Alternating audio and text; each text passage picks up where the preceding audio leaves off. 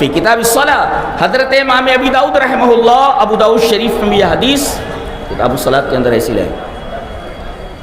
کیا ہے اس حدیث میں؟ حضرت جابر رضی اللہ تعالیٰ عنہ فرماتے ہیں کہ نبی کریم صلی اللہ علیہ وسلم جمعہ کا خطبہ دے رہے تھے، تو ایسے جیسے کچھ لوگ ایسے کھڑے ہوئے ہیں اور جگہ نہیں مل رہی ہے، کھڑے ہیں، تو آپ نے یہ فرمایا اجلسوا، بیٹھ جاؤ، سٹ ڈاؤن، بیٹھ جاؤ. اب حضرت عبداللہ ابن مسعود مسجد میں داخل ہو ہی رہے تھے، ابھی مسجد میں داخل ہوئے نہیں تھے. فَسَمِعَ ذَلِكَ ابن مسعود، ابن مسعود نے یہ سنا، نبی کریم صلی اللہ علیہ وسلم فرمایا اجلسوا، بیٹھ جاؤ. حالانکہ ابن مسعود سے آپ نے نہیں کہا تھا، وہ جو لوگ کھڑے ہوئے تھے ادھر ادھر جگہ نہیں مل رہی تھی، ان سب سے کہا تھا کہ بیٹھ جاؤ. خطاب عبداللہ ابن مسعود سے نہیں تھا، لیکن ابن مسعود کے کان میں جب یہ بات پہنچی نبی کی اجلسوا، بیٹھ جاؤ، فجلس علی باب المسجد، مسجد میں داخل ہونے سے پہلے وہ مسجد کے دروازے پر بیٹھ گئے، چوکھٹ پر بیٹھ گئے. فجلس علی باب المسجد. اللہ، نبی کریم صلی اللہ علیہ وسلم نے خطبہ دیتے ہوئے دیکھا کہ وہ تو چوکھٹ پر بیٹھے ہوئے. فرآہ رسول اللہ صلی اللہ علیہ وسلم فقال تعال یا عبداللہ بن مسعود، وہاں کیوں بیٹھے ہوئے، ادھر آؤ، ادھر آ جاؤ. اللہ، کہنا یہ کہ نبی نے فرمایا اجلسوا، بیٹھ جاؤ. ایک صحابی نے یہ جملہ سنا، سمعنا، فسمع ذلك ابن مسعود، ابن مسعود نے وہ بات سنی، اطعنا، سمعنا کے بعد اطعنا، جلس علی باب المسجد، مسجد کے دروازے پر بیٹھ گئے. یہ ہے سمعنا واطعنا کی تفسیر. اور یہ کون ایسا کرتا ہے؟ جو مومنین، جو مومن، انما کان قول المؤمنین. اس سے ایک نکتہ یہ ملا کہ نبی کریم صلی اللہ علیہ وسلم کے بلانے پر، آپ کے فرمان پر جو جتنا عمل کرتا ہے اطاعت کے بقدر اس کے دل میں ایمان ہے. جی گویا جیسے جیسے نبی کی اطاعت اس کے دل میں، اس کے عمل میں آتی جائے گی، اس کا ایمان بڑھتا جائے گا. ایک نکتہ اور معلوم ہوا کہ ایمان بڑھتا اور گھٹتا ہے. ایمان بڑھتا اور گھٹتا، ایمان گھٹتا اور بڑھتا ہے. انما كان قول المؤمنين اذا دعوا الى الله ورسوله ليحكم بينهم ان يقولوا سمعنا واطعنا واولئك هم المفلحون. اچھا، سمعنا ہم نے سنا، اور واطعنا ہم نے اطاعت کی. کچھ سمجھ میں آیا؟ چاہے ہماری سمجھ میں آئے یا نہ آئے. بہت ساری باتیں ہماری سمجھ میں نہیں آتی. جیسے اگر آدمی وضو کر کے موزہ پہن لے تو اگر حضر میں ہے، گاؤں میں ہے، اپنے گاؤں میں، سفر میں نہیں ہے، حضر میں، گاؤں میں، تو 24 گھنٹے تک وضو بنانے کے بعد صرف موزے پر مسح کر لے، بس پاؤں دھلنے کی ضرورت نہیں. اور مسافر ہے تو 3 دن 3 رات. سمجھ بات آئی؟ موزے پر مسح کہاں سے کرنا ہے؟ اوپر سے کرنا ہے. جبکہ قیاس اور عقل یہ کہتی ہے کہ جب آدمی چلتا ہے تو گندگی موزے کے نیچے لگتی ہے. تو قیاس کا تقاضا یہ تھا، عقل کا تقاضا یہ تھا کہ مسح موزے کے نیچے ہوتا، لیکن مسح کہاں کرایا جاتا ہے؟ موزے کے اوپر. خلاف قیاس ہے یہ. دلیل دیکھیں، حدیث اس طرح. وعن علی رضی اللہ تعالیٰ عنہ قال لو كان الدين بالرأي لكان اسفل الخف اولى بالمس من اعلى وقد رايت رسول الله صلى الله عليه وسلم يمسح على ظاهر خفيه رواه ابو داؤد في کتاب الطہارہ. حضرت امام ابی داؤد رحمہ اللہ اس حدیث کو ایسے ہی کتاب الطہارہ کے اندر لائے. خطیب کا کام صرف اتنا ہوتا ہے جی کہ وہ قرآن کی آیت جو اللہ کی بات ہے وہ پیش کر دے اور نبی کی جو بات ہے وہ پیش کر دے، اور کوشش یہ ہو کہ حدیث پوری کی پوری پڑھے. جی اس حدیث پر رک جائیے جو حدیث پر پڑھی. ایک دوسری حدیث دیکھیں، حدیث اس طرح. وعن زید بن ثابت رضی اللہ تعالیٰ عنہ قال سمعت رسول اللہ صلی اللہ علیہ وسلم یقول نظر اللہ عمران سمع منا حدیثا فحافظه حتى يبلغه فرب حامل فقه الى من هو افقه منه ورب حامل فقه ليس بفقيه رواه ابو داؤد في کتاب العلم. حضرت امام ابی داؤد رحمہ اللہ اس حدیث کو ایسے کتاب العلم کے اندر لائے. حضرت زید بن ثابت فرماتے ہیں کہ میں نے نبی اکرم صلی اللہ علیہ وسلم کو یہ فرماتے سنا کہ اللہ اس کو تر و تازہ رکھے جو میری ایک حدیث سنے, سمع منا حدیثا, ایک حدیث کو سنے, فحافظہ, اس کو حفظ کر لے, یاد کر لے اس کو, حتی یبلغہ, اور یاد کرنے کے بعد اسے لوگوں تک پہنچا دے. یاد کر لے اور لوگوں تک پہنچا دے. ایک حدیث سنے, اسے یاد کر لے اور اس کو ویسے پہنچا. بعض شارحین حدیث نے کہا ہے کہ حدیث کا ٹکڑا نہیں بیان کرنا چاہیے, حدیث پوری کی پوری بیان کرنی چاہیے. کیوں؟ اس لیے کہ فرب حامل فقہ الی من ہوا افقہ منہ, اس لیے کہ حدیث میں بول رہا ہوں, میں پہنچا رہا ہوں, ہو سکتا ہے کہ آپ مجھ سے زیادہ اس حدیث سے مسئلے نکال سکتے ہو, مسئلے نکال سکتے. ابھی میں بتاتا ہوں مسئلے کیسے نکالے جاتے ہیں. جی, میں نے حدیث بیان کی, لیکن آپ سن کر کے اس حدیث کو مجھ سے زیادہ مسائل کا استخراج کر سکتے, نکال سکتے. فرب حامل فقہ الی من, مجھ سے زیادہ فقیہ ہو سکتا ہے وہ. اسی وجہ سے کہا گیا کہ جب پوری حدیث بیان کرو گے تو مسائل کے نکالنے میں سامنے والے کو جس نے حدیث سنی اس کے لیے آسانی ہو جاتی ہے. لہذا اختصار حدیث پر عمل نہ کیا جائے, حدیث پوری کی پوری بیان کی جائے تاکہ وہ مسئلوں کا استخراج کر سکے.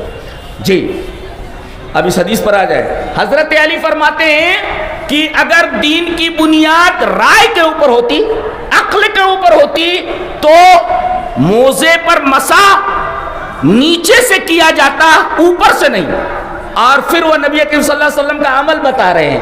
وقد رأیت رسول اللہ صلی اللہ علیہ وسلم یمسح علی ظاہر خفیہ, میں نے رسول اللہ صلی اللہ علیہ وسلم کو دیکھا کہ آپ اپنے موزے کے اوپر مسح کرتے تھے, موزے کے اوپر مسح کرتے. جبکہ قیاس کا تقاضا کیا ہے, عقل کیا کہتی ہے, یہ مسح موزے کے نیچے سے ہونا چاہیے. تو سمینا واتانا, ہم نے سنا اور اطاعت کی, چاہے ہماری سمجھ میں آئے یا نہ آئے. ابن تیمیہ رحمہ اللہ کی کتاب در و تعارض العقل والنقل, اس کتاب کو پڑھنے کے لیے کم سے کم مبادی فلسفہ کا جاننا ضروری ہے, فلسفے کے مبادی پوری فلسفیانہ انداز میں. اور تقریباً 19 دلائل سے امام ابن تیمیہ رحمہ اللہ نے ثابت کیا ہے کہ نقل عقل پر مقدم ہے, اس لیے کہ عقل معصوم نہیں ہے, نقل معصوم ہے. اس لیے کہ اللہ نقل کو بھیجتا ہے, عقل غلطی کرتی ہے, عقل بارہ غلطی کرتی ہے, عقل کا کام ہی غلطی کرنا. جی, اسی لیے اللہ تبارک و تعالی نے پیغمبروں کو بھیجا, اپنی کتابیں اتاری, اس لیے کہ عقل صحیح فیصلہ کرنے پر قادر نہیں ہے, غلطی کر سکتی ہے. لہذا عقل کی ناک میں نکیل ڈالنے کے لیے وہی نازل کی گئی, پیغمبر کتاب بھیجے گی, ضرورت ہے. اس لیے کہ عقل چراغ تو ہے, تھوڑی دور تک یہ روشنی دیتا ہے, مگر منزل نہیں ہے. اقبال نے بہت اچھا کہا ہے, گزر جا عقل سے آگے کہ یہ نور چراغ راہ ہے, منزل نہیں ہے. اس کا مطلب یہ ہوا کہ آدمی عقل کے اوپر مکمل بھروسہ نہ کرے, بلکہ اسے چاہیے کہ نقل کے اوپر بھروسہ کرے, اس لیے کہ نقل معصوم ہوتی ہے. ہماری سمجھ کیا قصور ہے کہ ہم اس کی گہرائی تک نہیں جا رہے کہ اس مسئلے کی حقیقت کیا ہے. وہ عقل کا دائرہ کار ہے, تو ہمیں اس بات پر عمل کرنا ہے جو نقل سے ثابت ہے. سمینا و اطعنا, ہم نے سنا اور اطاعت کی. اللہ اکبر. ایک حدیث دیکھیں, حدیث اس طرح. وعن ابی سعید الخدری رضی اللہ تعالیٰ عنہ قال بینما رسول اللہ صلی اللہ علیہ وسلم یصلی باصحابہ اسخلان علیہ فوضعهما عن یسارہ فلما رأى القوم ذلك القوا نعالهم فلما قضى رسول الله صلى الله عليه وسلم صلاته قال ما حملكم على إلقاء نعالكم قالوا رأيناك ألقيت عليك فألقينا نعالنا فقال رسول الله صلى الله عليه وسلم إن جبريل عليه السلام أتاني فأخبرني أن فيهما قذرا أو قال أذى وقال إذا جاء أحدكم المسجد فلينظر فإن فيها قذرا أو أذى فليمسحه وليصلي فيهما رواه أبو داود فی کتاب الصلاۃ. پوری حدیث کا مطلب یہ ہوا، حضرت ابو سعید خدری فرماتے ہیں کہ نبی کریم صلی اللہ علیہ وسلم ایک دفعہ صحابہ کرام کو نماز پڑھا رہے ہیں، اچانک نبی کریم صلی اللہ علیہ وسلم نے اپنے جوتے اتارے اور بائیں سائڈ پر رکھ دیے.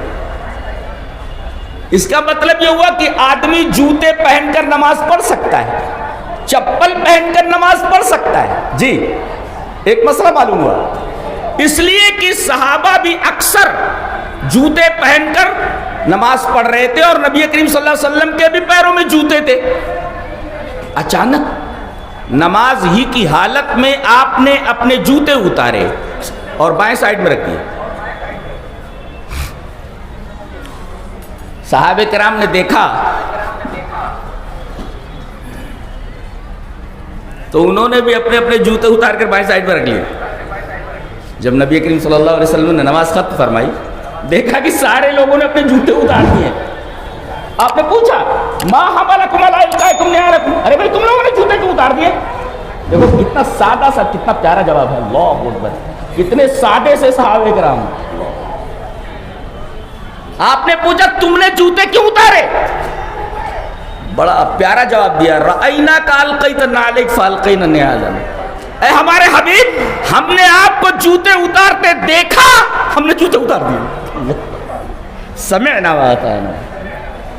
یہ رضی اللہ عنہ ورضوا عنہ کا جو خطاب ملا ہے، اسے نہیں ملا ہے ان کو کہ اللہ ان سے راضی ہو گا، اللہ سے نہیں. اور ایک بات سنو، ایک ہے رب سے راضی ہو جانا آپ کا، اور ایک ہے رب کا راضی ہو جانا آپ سے. دونوں باتیں کہی. رضی اللہ ان سے راضی ہو گیا، وہ اللہ سے راضی ہو گیا. اور آپ کو معلوم ہے اللہ جن سے راضی پوری جماعت کے لیے، صحابہ کرام کی پوری جماعت کے لیے. اور میں کہوں کہ انبیاء کرام کے بعد اس روئے زمین پر ایسے انسان نہیں دیکھے گئے صحابہ کرام جیسے. بڑے عجیب و غریب لوگ تھے، بہت عجیب و غریب لوگ.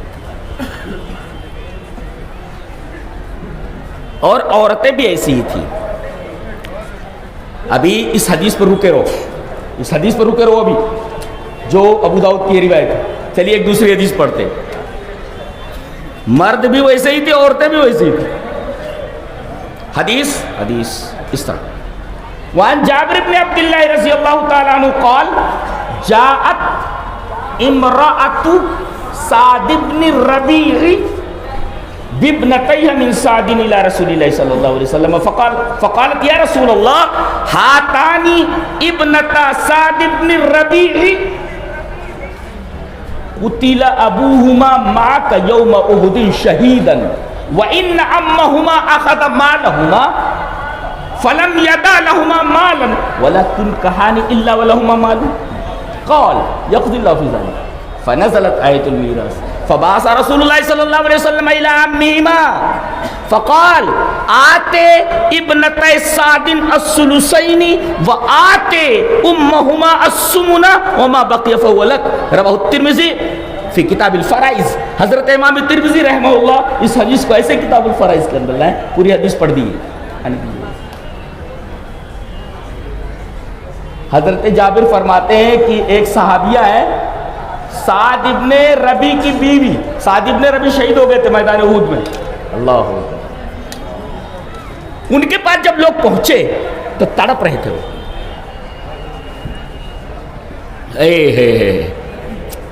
وہ تڑپ رہے تھے. تلواریں لگی تھی، تیر لگے تھے، پورا جسم زخموں سے چور تھا، جان نکلنے کے قریب تھی.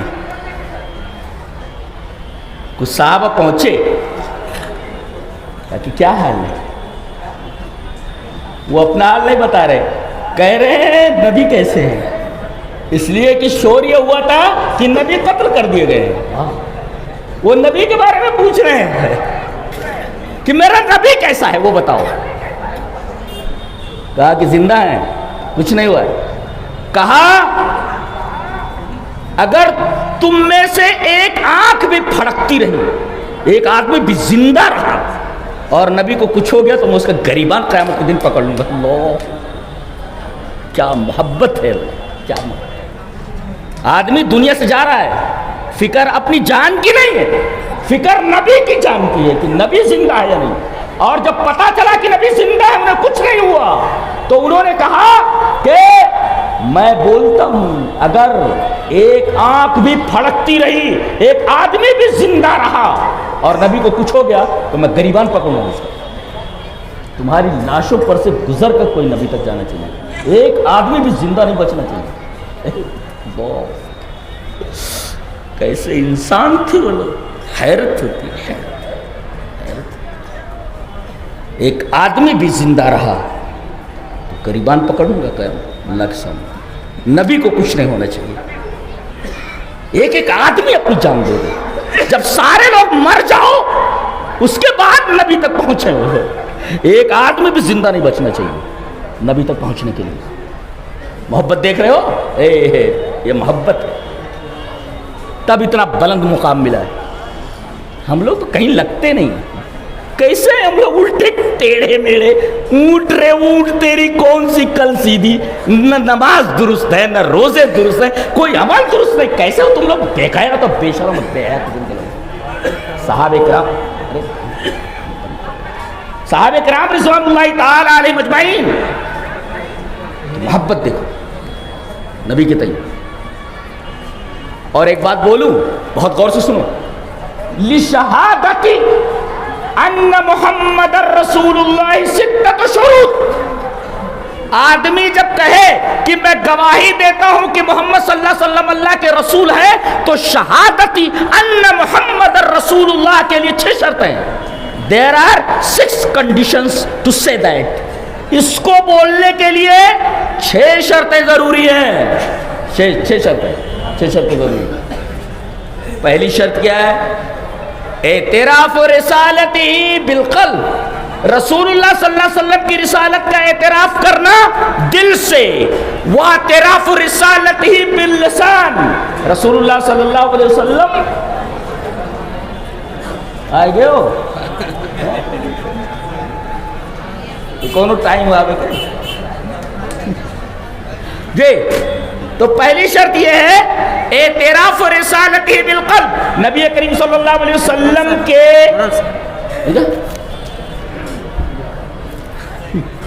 تقریر ہو رہی ہے, یہ سب سوالات دوسروں سے کرو جی.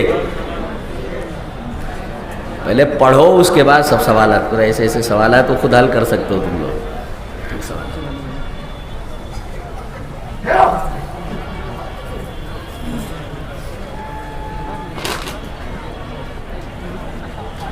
چھ شرطیں ہیں لا الہ الا اللہ کی شہادت دینے کے لیے.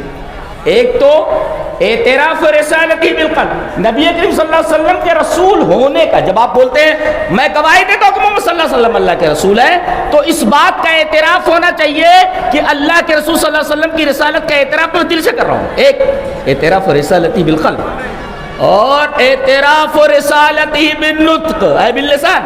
زبان سے رسول اللہ صلی اللہ علیہ وسلم کی رسالت کا اعتراف, دل سے اعتراف, زبان سے اعتراف. اور تیسرے والمتابعۃ لہ فی العمل.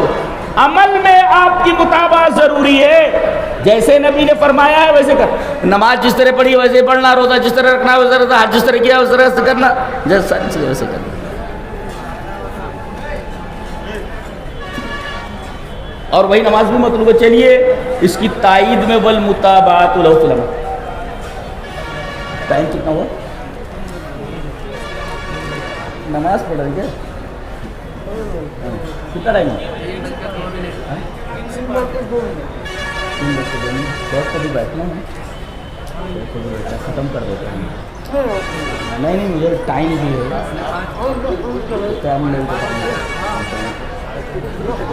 ہاں, تو 6 شرطیں ہیں.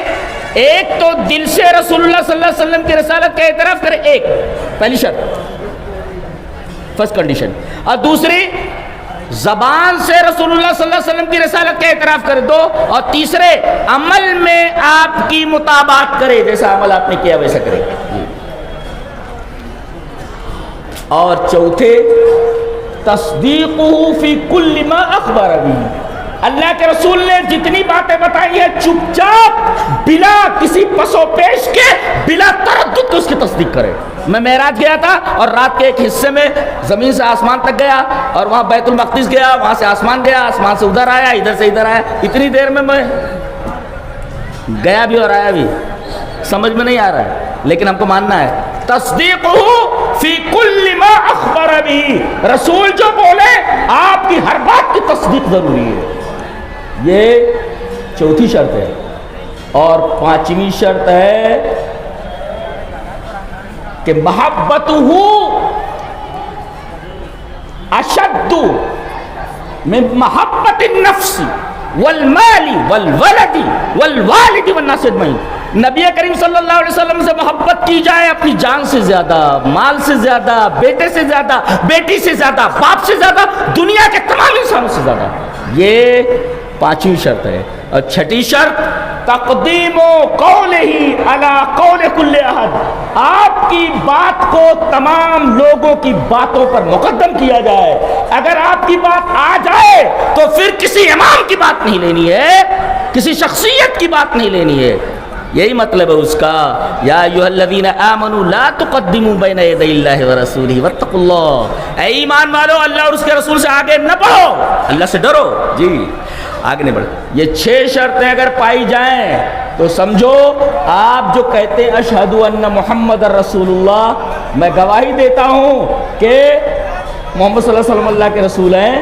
تب گواہی صحیح ہوگی، تب گواہی مانی جائے گی۔ آپ ان 6 شرطوں میں سے کوئی ایک بھی شرط مفقود نہیں ہونی چاہیے۔ اچھا اب آئیے اس حدیث کو جو ہم نے چھوڑ دیا تھا کہ نبی کریم صلی اللہ علیہ وسلم نماز پڑھا رہے ہیں، اچانک آپ نے نماز کی حالت میں جوتے اتار دیے، تو صحابہ کرام جو پیچھے تھے جوتے پہن کے نماز پڑھ رہے تھے، انہوں نے بھی اپنے جوتے اتار دیے۔ جب نبی کریم صلی اللہ علیہ وسلم نے نماز ختم کی تو پوچھا کہ میں نے جوتے اتارے تھے، تم لوگوں نے جوتے کیوں اتارے؟ انہوں نے بڑا سادہ سا بڑا پیارا سا جواب دیا، اے اللہ کے رسول رأیناک القیت نعلیک فالقینا نعالنا، آپ کو جوتے اتارتے دیکھا ہم نے جوتے اتار دیے۔ اچھا تو نبی کریم صلی اللہ علیہ وسلم نے فرمایا ارے بھائی میں نماز پڑھا رہا تھا تو جبریل آئے اور کہا کہ تمہارے جوتوں میں گندگی لگی ہوئی ہے۔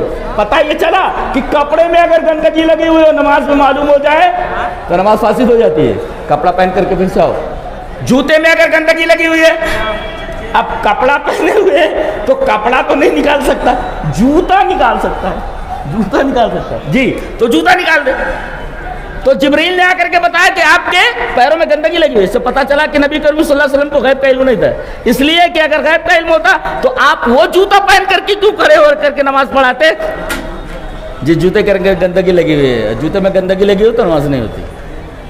اور اس کے بعد آپ نے یہ فرمایا کہ جب کوئی مسجد میں آئے، اب مسجد جوتے پہن کا مطلب یہ ہے کہ بھائی قالین والین بچھا ہوا ہے مسجد کے اندر، سب انتظامات ہیں، اب آدمی آئے اور بوٹ پہن کر کے اور گندگی کرتا ہوا قالینوں کے اوپر چلا جائے تو اس میں جیسے زمین کچی ہوتی ہے، مٹی کی ہوتی ہے، اور جیسے آپ جنازے کی نماز پڑھنے کے لیے گئے ہیں، نیچے گھاس ہے اور کھیت ہے تو آپ کو جوتے اتارنے کی ضرورت نہیں ہے اگر جوتے میں گندگی نہیں لگی ہے تو، چپل میں گندگی نہیں لگی ہے تو۔ اذا جاء احدکم المسجد، جب تم میں سے کوئی مسجد آئے تو وہ دیکھے، فلینظر، کہ اس کی جوتی میں، اس کے جوتے میں گندگی لگی ہے یا نہیں، اگر ہے تو اسے رگڑ لے، یعنی دھونے کے لیے بھی بات نہیں کہی گئی، رگڑ کر گندگی صاف کر لے، ولیصلی فیہما، اور جوتا پہن کر پھر نماز پڑھ لے، گندگی صاف کر لے پھر اسی میں نماز پڑھ لے۔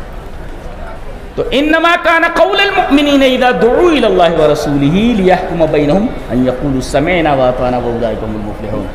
خلاصہ یہ نکلا کہ جب بھی رسول کی بات آ جائے کان میں پڑے تو آپ یہ نہ کہیں، پس و پیش نہ کریں کہ ہم کریں یا نہ کریں، یا انکار کرتے ہمیں نہیں کرنا اس لیے کہ ہمارا امام نہیں بولتا ہے، یہ ساری چیزیں ایمان کے مقتضیٰ کے خلاف ہے، ایمان کے مقتضیات کے خلاف ہے۔ اللہ تبارک و تعالی ہمیں توفیق دے کہ ہم نبی کریم صلی اللہ علیہ وسلم کی اطاعت اسی طرح کریں جس طرح صحابہ کرام رضوان اللہ تعالی علیہم اجمعین نے کیا تھا۔ وآخر دعوانا الحمد للہ رب العالمین۔